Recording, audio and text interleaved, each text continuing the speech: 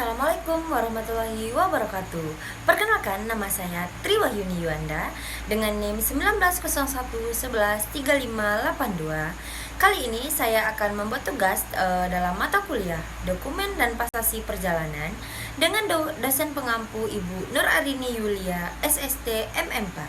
Kali ini saya akan membuat tugas yaitu mereview studi kasus tentang paspor dan surat perjalanan laksana paspor.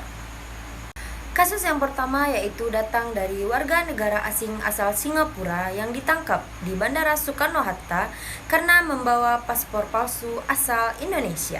Dirilis dari kompas.com Tangerang, warga asing berasal dari Singapura yang berinisial LC 48 tahun ini ditangkap oleh petugas Bandara Soekarno-Hatta, Banten lantaran membawa paspor palsu dan memasukkan paspor dari Indonesia. Kepala Imigrasi Bandara Soekarno-Hatta, Muhammad Godam, mengatakan, kasus ini terungkap setelah petugas mencurigai pelaku kenapa bisa masuk ke Indonesia. Godam juga mengatakan bahwa pelaku tinggal selama 9 tahun di Malaysia dan mendapatkan kiriman KTP dan juga paspor yang sudah memiliki identitas dari Indonesia. Selanjutnya, ada kasus dari Filipina, yaitu 9 warga negara Indonesia atau WNI dipastikan pulang karena terkait pemeriksaan paspor palsu di Filipina.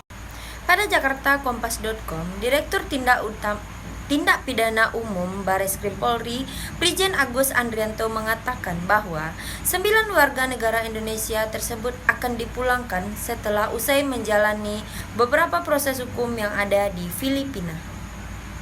9 WNI tersebut akan dimintai keterangannya, di mana 5 dari 9 tersebut sudah ditetapkan sebagai tersangka.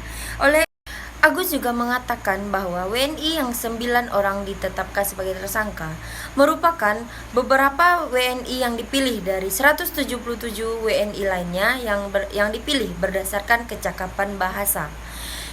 Agus juga menuturkan bahwa WNI yang berada di Filipina tersebut hanya merupakan korban dari pemalsuan paspor untuk calon jemaah haji. Selanjutnya, saya akan mereview studi kasus tentang pemalsuan dokumen dari warga negara asing dari Korea yang tidak memiliki identitas di Jember. Imigrasi Jember menahan seorang warga negara asing asal Korea Selatan karena tidak bisa menunjukkan dokumen perjalanan. WNA berusia 64 tahun ini justru kedapatan menolak saat akan dibawa petugas imigrasi.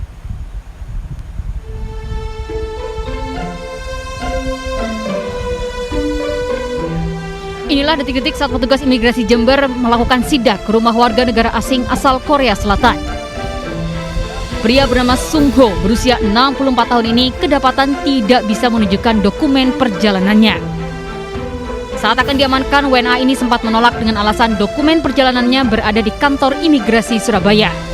Meski demikian, petugas tetap bersikukuh membawa WNA ke kantor imigrasi lantaran tidak memiliki kelengkapan dokumen resmi perjalanan. Memang paspor dan izin tinggalnya ada di kantor imigrasi kelas 1 khusus Surabaya. Terus untuk langkah selanjutnya gimana? Untuk langkah selanjutnya kami akan melakukan pemeriksaan lebih dalam dan membawa orang asing tersebut ke kantor imigrasi Jember untuk dilakukan pemeriksaan. WNA asal Korea Selatan ini kemudian dibawa ke kantor imigrasi Jember untuk dilakukan pemeriksaan. Pada video tersebut terlihat bahwa warga negara asing asal Korea Selatan tersebut yang bernama Sung Ho yang berumur 64 tahun enggan untuk diperiksa oleh petugas imigrasi Jember. Ia sempat menolak untuk diperiksa oleh petugas imigrasi Jember dan berdalih bahwa dokumen-dokumen perjalanannya sedang disita oleh petugas imigrasi Surabaya. Namun, petugas imigrasi Jember tetap membawa pelaku ke kantor imigrasi Jember untuk ditindaklanjuti. Selanjutnya, cegah buruh lewat jalur tikus. Pemerintah akan terbitkan surat perjalanan laksana paspor agar buruh melewati jalur resmi.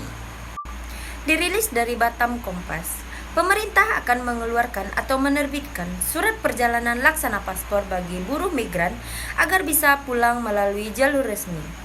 Diduga selama ini buruh migran melewati jalur tikus agar tidak terdeteksi oleh petugas imigrasi. Hal ini dikhawatirkan karena akan menyebabkan penyebaran COVID-19 secara meluas dan tidak terlacaknya kontak para buruh migran. Menteri Dalam Negeri Tito Karnavian di Batam pada tanggal 8 Mei 2021 mengatakan akan mencoba berkomunikasi dengan Menteri Luar Negeri untuk penerbitan surat perjalanan laksana paspor atau SPLP bagi buruh migran tanpa dokumen. Ini sangat dibutuhkan oleh para buruh migran seperti korban penjualan orang atau warga Indonesia yang bekerja di luar negeri untuk bisa pulang ke tanah air melalui jalur resmi. Selanjutnya, staf terinfeksi COVID-19, Indonesia hentikan layanan KBRI di Kuala Lumpur.